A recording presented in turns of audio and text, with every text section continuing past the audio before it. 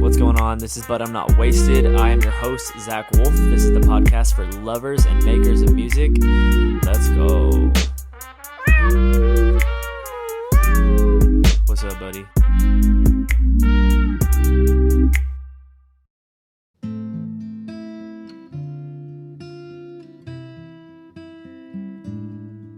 It's like the same chords, funny enough.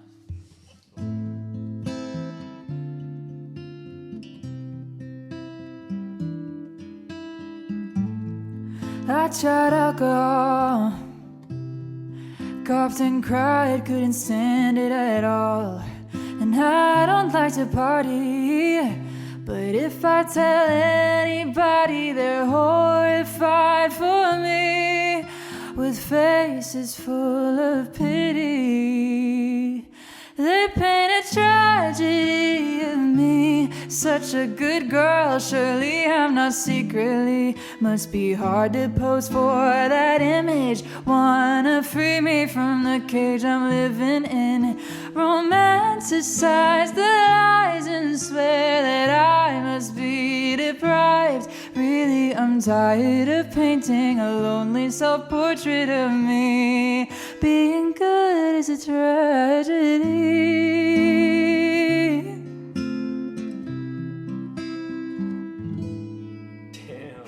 That was so good. Thank you. Damn, I'm really glad we did that one. That one's so sick. Isabella Erardi, everybody. Did I say that right? Yeah. I'm really self-conscious now. It's gonna be like Zach Curry. Yeah. Wait, that's not. I'm really self-conscious because one of my last guests, her last name is, probably going to say it wrong, Manzanares, I don't know, but I called her... Manzanares. Yeah, probably not how I'm saying it, my white pronunciation, and I said Angela Martinez. And I did. I literally was like, Angela Martinez, everybody. Angela, I'm so sorry. She was like, wow, you idiot. You racist idiot. And I was like, I'm so sorry. Also, these are literally the shortest shorts I could have possibly worn for this podcast. So check it out, ladies. I'm working out. Just gotta show off that tattoo, you know? I gotta show off my new tat. Yeah, sweet Yeah. tat. Anyways, that was Isabella. That was amazing. Thank you. She's an amazing artist. She's from San Diego, which is where I just moved in the last few months. Super stoked to have you on the show. Thank you. I'm excited to be here. This is But I'm Not Wasted. I don't think I said that yet, but welcome to But I'm Not Wasted. This is, I think, episode 5, which is awesome. Yeah. So tell us about, Isabella does like, I'm literally so self-conscious of these shorts now. I'm like, oh my God, they're super short. My mom's probably watching this like, you're so weird. Like, what are you wearing, son? I'm like, sorry, Mom. I'm a rebel without a cause. So cool. Tell us about what you do. So, yeah, tell us about Bloom. I don't want to give too much away, but Isabella does this really cool thing for independent artists that she started, and yeah, I'm kind of curious to just hear what it is and how you started, why you started, the whole thing. So Bloom is a house concert for undiscovered musicians. We started in January of 2023, and basically the heart was just, especially post-pandemic, like the music industry took a huge hit. And I saw a lot of the venues where like people were normally playing closing down. And with the rise of streaming and social media, the good news is that like literally anyone can release a song from their bedroom. But the bad news is that there's just so much noise. It's so hard to really like get an audience and to truly be heard. And with like the fake followers and like the fake streams going around, like it was really hard to tell like what growth was organic and what wasn't. So I was like, okay, well, the only way I can really tell if like my audience is real is if I build it live. So Dang. Yeah. So I started a house concert. By house concert, I don't mean like house music. Not house music. You are not welcome at Bloom. I mean like music, like a concert in a house. Yes.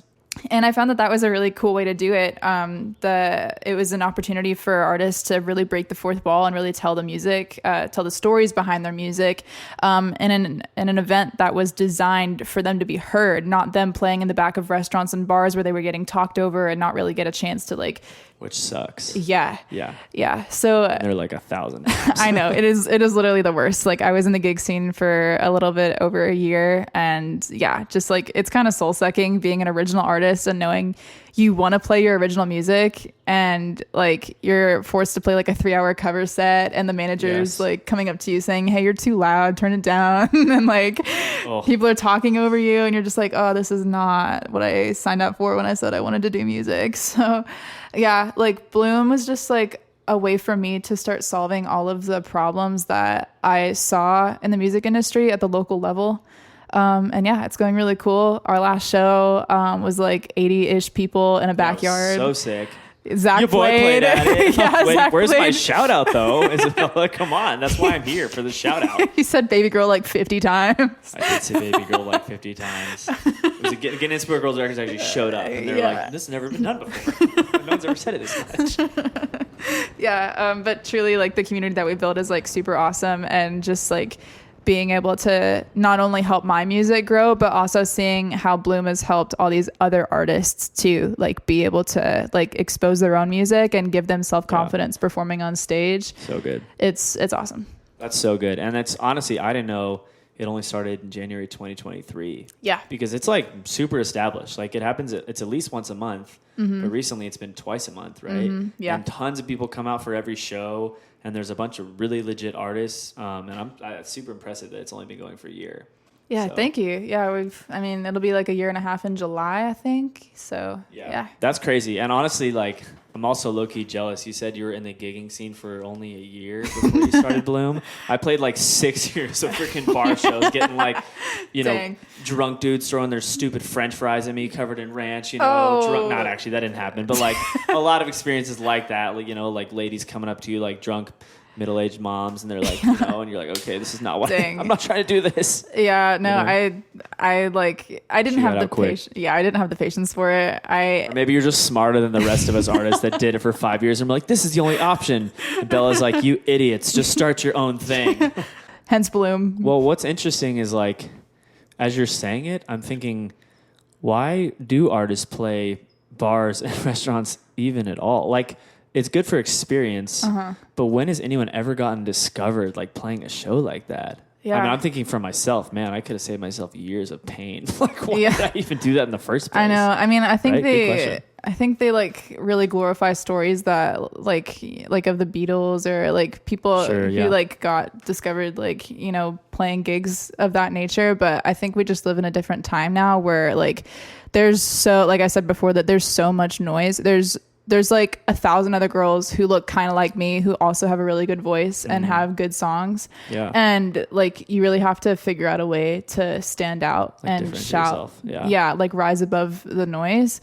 And yeah, just like playing those types of gigs, like where your glorified background noise wasn't going to cut it for me. And it wasn't going to cut it for like all the other artists that I knew either. Cause like I have a heart for artists, and I think there's so many incredible, talented musicians that aren't known, and they're like even better than the people that you hear on the radio, and you don't know them simply because they don't have the means to promote their music, and they don't. Yeah. Like they don't know, like they don't have the money to market themselves. They don't magically know someone who can open the door for them. And I was like, okay, well, I'm not by any means like a music business genius, but I do know that there kind of. Now you are. There has to be a better way. And if there isn't, like, let's create a way, because there's like an opportunity here. There's so many artists that are in the same boat, and like no one's really doing anything about it. And the record labels don't really know how to even market their own artists anymore. So I'm like, okay, the music industry is changing. It's time to adapt to that instead of like keep trying to do the old ways until it just fails. Yeah. That's really good. I think that's something we talked about maybe after Bloom, just like the idea that there's no middle class for artists, right? It's either like the starving artists or the huge artists. Yeah. And there's really not the middle class. Until Bloom, Bella's making the middle class. Yeah. Middle class baby. Yeah. The middle class baby girl. Hopefully Let's go. That's where it starts. And then like, I mean, the dream for Bloom is to have like different like tiers of shows. Yeah. So like ranging from like open mics, base level, anyone can, like literally anyone off the street can get in and play, and like we vet artists from there. And then like there's tiers of shows where it's like, playing in house concerts, but also like eventually having venues like, I don't know, like Music Box or Belly Up, or like bigger venues like in San Diego, where like artists who were able to grow a local following through Bloom have a chance to play bigger shows. Cause I know like people are afraid to say it, but most of the time, like that's the dream, like for artists. Oh yeah. Is to like play bigger shows. And it's like, it's self-deprecating. It's not humility to like downplay that dream. Like it's self-deprecating. Dang, that's good. And yeah, like there's a difference between humility and self-deprecation, and it's not like you're not being like unhumble or whatever, however you would say that. Like if you're saying, I actually want to play stadium shows, like that's my dream. Like, no, go for it. There should be an avenue for you. There should be an opportunity for you, you know? Yeah, totally. As long as you're not trash, then maybe go back to your job at FedEx, Yeah, baby girl. That'd be my advice. But anyways, I love that because I think that's so true. I think artists sometimes act like that there's like this pretense around that of not wanting to be successful. But it's like, what artist genuinely started and was like, I want to never play a big show? It's like, well then, dude, don't play your songs ever. You know what I mean? Like then just be a weird poet inside of your room, which shouldn't exist anyways, in my opinion. So yeah, I'm not the final authority on that, but I'm pretty sure I am. So, you know, when you have like all your opinions that you're like, this is probably wrong, but in real life, you're like, I know I'm right. That's what I feel like most of the time. Not saying that's good, but that's what I feel like. Maybe I should work on it. But all right, question one. Wait, pause really quick. I want to make sure the gain's good on this. Okay, we're good. All right, sorry. Question one. How did you get into music initially, baby girl? She's gonna leave. Say that one more time. She's like, I hate this guy. But I'm Not Wasted is the worst podcast I've ever been on. It's the only podcast I've ever been on. Well, yeah, so actually we're doing pretty dang good. Technically, it's the best podcast I've ever been on. Statistically, we're the best and the worst podcast you've ever been on, comma, baby girl. All right, keep going. Let's see. I always knew that I was going to do music. I came to my mom at like 6 years old, and I was like... Really? I came to my mom when I was born because I was born from my mom. Because you're better than me. She didn't meet her mom until she was 6. Loser. Just kidding. Yeah, because I knew it when I was a freaking baby. Sorry, I won't interrupt you again. Yeah. I always had this knowing that was what I was going to do. And I know that's like kind of unique in the fact where like I watched a lot of my other friends growing up trying to figure out and change their mind a million times about what they wanted to do. But I just really feel like it's a calling from God that, yeah, like I'm a singer-songwriter. That's what I came to this earth to do, at least in this lifetime. And let's go. Yeah. Like I put all my eggs in one basket, and I've never wavered. Like I've never said, maybe I shouldn't do this. Like maybe I should try something else. Like I'm like, okay, no, like I know that I'm supposed to do this. And like, that's another driving force behind Bloom. It's like, if this doesn't work out, there's no other option. So like if there isn't a way, I've got to make a way because I know that this is what I'm going to do with my life. That's so good. Yeah. That's so good. What are your dreams? I guess you kind of said it, but dream scenarios or vision for your future music? Yeah, you kind of said it, but just like go into that a little bit more. What's like 10 years from now look like? Yeah, I would truly love to go all the way in this. Like I would love to play stadium shows and like headline tours and stuff like that. But not just like for a selfish reason, but more like I know that I write music that really speaks to people and really helps people. And I know that my music has the power to change lives. And so I would love for my music to reach as many people as possible, if that makes sense. So that's so good. Yeah. That takes like confidence because it's like, all right, trusting that you have something that's valuable enough for like the world to need to experience. Yeah, for right? sure. Yeah, no, I love that. I feel that too. That's amazing. Yeah, what's like, I feel like all these questions are kind of leading into each other, which is good. But like, what's your why behind like when you chose to pursue music? Like, I guess maybe a different way to say it is like when you feel like it's hard, because obviously it's hard, right? It's like so my therapist always says that like music and like basically like professional athleticism, like being in the NBA or the NFL, which I don't know a lot about sports, but I'm pretty sure that's what he's talking about. We're artists. We don't do sports. Yeah, we don't do sports. Really, I'm like the NBA, the National Baller Association. Let's be in that thing. That's super sick. I'm a baller. Can I be in that? Wow. Mom? So sick. I'm a baller. But he always says professional athletes, the NBA / music is like the hardest thing to make it in the world, statistically speaking. It's like the lowest odds success career in the world. Which reminds me, I should see my therapist soon. He's a good guy, and this is hard. That's actually a really good reminder. I should text him. But anyways, so yeah, what's like when you're in that place of like because it's up and down, right? There's times where you're like, yeah, this is it. This is what I made to do. And other times where it's like, man, this just sucks. Like, how do you feel yourself to keep going in the times where it sucks? Like, what's your why that you come back to, I guess? Yeah. Well, I think my faith is just like the biggest part of that. If I didn't have my faith and like Jesus to guide me through this, like I probably wouldn't still be doing it, because it really is just too hard to just be doing this on your own. And yeah, there are times where it's like, oh dang, we didn't even profit on that show, or like, For real. yeah. And I mean, like, and it's so sad, like how common that is, like how so many tours operate at a loss, and like just the absolutely insane stuff that musicians go through just to be able to like play their original music. It's insane.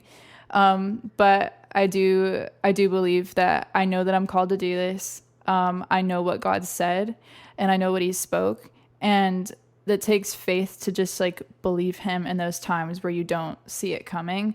And also just to remember like the ways that he was faithful in the past, to like guide you towards the future. I mean, there was like one time, I think one of the biggest ways God moved was like when we were trying to move out here to California so I could pursue music.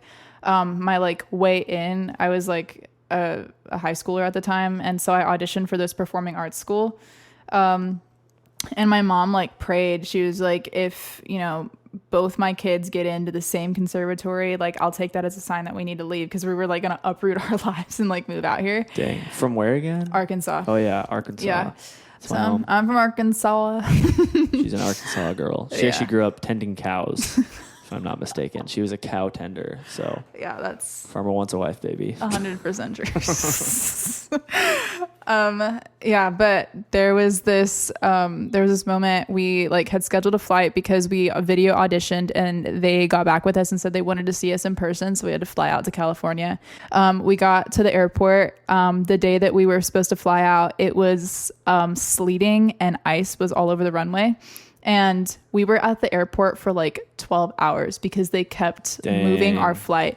Like we had like 5 different gate changes, and you know, we had the audition the next day. And if we couldn't audition, it doesn't matter. Like you don't get in. Dang. And I was like, I was going through like so much back at home. I felt trapped. I felt like I wasn't ever going to get anywhere in Arkansas. I was being bullied at school. Like I truly felt like I was in a cage there. And I felt like this was my shot to escape, you know? Yeah. And finally, all the boys were hideous out there. She's like, no way am I going to find a husband out here. These guys don't even have their teeth anymore, Mom. Oh my gosh. This is totally BS. Am I wrong? Come on. I wasn't wrong. No comment. No comment. I'm sure they're beautiful inside. Beautiful hearts, no teeth. It's one of those things, you know? Can't have it all. Keep going. Sorry. But finally at the end of like, we got there like super early in the morning. Like stabbing you. I know. Stupid plant. We got there super early in the morning. It was like midnight at night. And they finally, after like promising us that we were going to get a flight, they canceled it. And it was like, we had basically like 6 hours to figure out how we were going to get from DFW to LAX. Where's DFW? Dallas. Oh my gosh. Dallas. Texas. Okay. Yeah. I was like, Dorado? Where's Dorado? That's where my mind went. And I just like broke down. Like that was a really like low moment. I was like, oh, this is it. Like, this is it. Like that was my one shot to get out of here. And God hates me because my flight like got canceled, and like I'm gonna miss my audition. But within those 6 hours, and the terrible news was that because it was sleeting and snowing, all the airports were closed. All of the hotels were completely full because all of the flights got canceled. Dang. All of the hotels within the tri-state area like had completely sold out for the night. We didn't have a place to stay, and it was freezing cold. And by some miracle, we found that like literally the last hotel room in Dallas, like really late at night. It's crazy. We found another airport, and we were miraculously able to fly out in the morning. We had a relative from out here run to the school and explain the situation. Like they're going to be super late, and also all our luggage got lost. No. So you're like in airplane clothes. I or literally whatever? auditioned for this school in airplane clothes. Oh like my gosh. wrinkly. Like That's the worst. I slept in them. I hate that. Oh. I hadn't brushed my teeth or my hair. Oh like, my god! I brush my teeth every 4 hours. Again, ridiculous. Yeah. So She still doesn't brush her teeth ever since that experience. Just fun fact. It's like just a testimony. She gave it up. Yeah, just to remind you of what the Lord did. It's like, God, if you do this for me, I will never brush my teeth ever again. Yeah, I promise you, I'll serve you by never brushing these teeth again. He's like, okay, that's really weird. Sure. Yeah, but like, long story short, like I was able to audition. They made an exception, and I was able to move out here and like pursue music because of that experience. So Dang. like, and all of that was nothing short of a miracle. Like I like can't even explain to like just how impossible these situations seemed. But like, and there's marking moments like that throughout my life where I'm like, okay, like God would not have done that for me if this wasn't his plan. And Yeah. if I'm like in the middle of something and I can't see the way out, like I know God sees it, and like, That's good. yeah, like I know he's going to make a way, and I just have to like stay the course and have faith until the breakthrough comes. Come on. That's so good. I love it. Thank you. So good. And then it's like looking back to those moments are like the moments you strengthen yourself in the Lord, where you're like, oh, like that's how you build faith. Is like, Yeah. like actually when I moved out here, because I just moved back out here 6 months ago, and like I'm saying this for the audience, but like last time I moved out here, I had like basically like a really big opportunity with like music, and I had like this record deal thing going on. And then this time I moved out with like way less, but knowing that I feel called to be back here and feel like God's like, you know, like I'm supposed to do it and I'm supposed to really press into it. And a few months ago, I was feeling pretty like full of doubt, where I was like, what am I doing? You know, I was like, is this stupid? Like, am I like, did I make Dude, I the feel right- like everyone in San Diego is in that place right now. They're like, what yeah, am I doing? Like, No. do I just go surf on Tuesday? totally. mornings? Yeah. Like, It's hard to figure out. It's definitely like a chill environment, which like kind of does breed maybe complacency a little bit. I don't know, but I know I just was like kind of full of doubt. And then I felt like I was supposed to make a journal of all the things I've seen God do over the last like 15 Yeah. years. And so I made a journal, and every night I would like write a new thing in it. And it totally like built my faith back up, where I was like, oh yeah, like I remember when God did this crazy thing, and then this crazy thing, and then this crazy thing. Yeah. So I think that's super important to like remind yourself of those for sure. things. I love it. So, okay. So last question, what would you say to someone else considering going into music? Considering their music isn't trash panda, as I like to say. Sorry, that's really mean, but you know what I'm saying? So. Like I would really question their why, because this is a hard industry to break into, and there's no glossing over that. Like, yes, God is faithful, and if this is what you're meant to do, he will make a way. But that doesn't mean you don't have to have tough skin, and really fight for what you want. And there has to be that fire and that passion burning inside of you, because not many people survive until the end of the trial. That's good. So if they have that fire, if they have that passion, it's also going to take a lot of discipline. I practice like for an hour on my loop pedal, like I try to do it every day. I'm gonna be honest, don't do it every day, but What? like I should be like on here saying like I practice for like 2 hours every day. But yeah, like work on your craft, find out what makes you stand out, whether that be your lyricism or your voice or your storytelling, or your like what do you bring to the table that's different than everybody else, and really push for that, because that's how you break through the noise, and that's how you make yourself unique. And that's when you add value to the table, that's when people want to stay and listen. That's good. Yeah. And then finally, just like you really, honest to God, I don't know how people do this without faith in God. Like there are so many times where I would have quit. I would have given up if I didn't have the Lord with me and the spiritual gifts of like discernment and to like guide me. 'Cause there is a lot of darkness in this industry. there's no cutting around it. There's some of the most evil evil things that happen in this industry. And if you want to be free from that, like you need a spiritual guide in your life. You need the Holy Spirit guiding you and telling you which opportunities to take, which opportunities to let go, which people to collab with, which people to let go. There are so many traps that Satan wants to set, and he wants your life. He wants to steal, kill, and destroy your life. But there is a God in heaven. He wants to see you prosper. And if he gave you this dream, the only thing that can stop it is him. Don't give Satan the authority. And you really need a faith in this industry.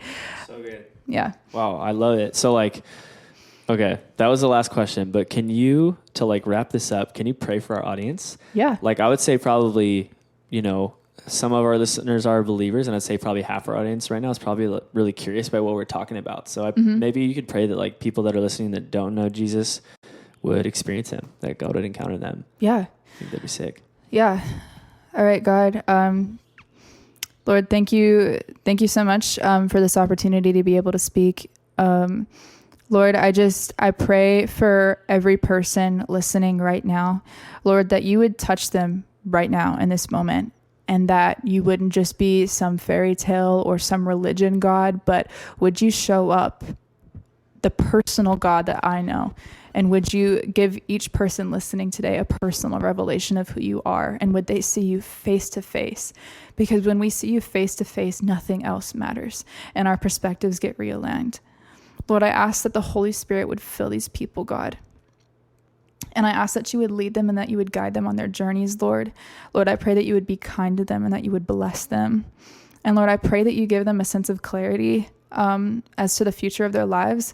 As far as music goes, I'm guessing a lot of people that listen to this are into music. But Lord, if there's people questioning the future of their careers, or if they're supposed to do this, Lord, I just pray that you would give them clarity and discernment as to what they're going to do going forward. Lord, would you give them the wisdom that they need to move forward in their walk? Lord, and we just pray all these things in your name. Amen. Amen. Let's go. Sweet. That's our why. We want people to know Jesus. So this is Isabella. Isabella, where can we find you? And listen to your music. I'm on everything. She's on everything, baby girl. Whatever social media platform you're on, I'm on it at Isabella Erardi. The last name is Erardi. And I'm also on pretty much every streaming platform out there: Spotify, Apple Music, YouTube, you name it. Check out my music. I've got music out. And yeah. And her music is amazing. You're going to love it. Awesome. Well, thank you so much, Isabella, for being here. That was so much fun. This is But I'm Not Wasted. Like, subscribe, follow us, do all the things, and we'll see you next week. See ya. Peace. Hey guys, thanks so much for listening. Please rate, review, subscribe. Legit, I want to know your feedback. I want to know if you liked it, if you didn't like it, talk about different things, whatever you want. Just, send me messages, DM me on Instagram, Zach Wolf Music. Share this everywhere across your social media that helps us grow. And stay tuned for next week. Let's go.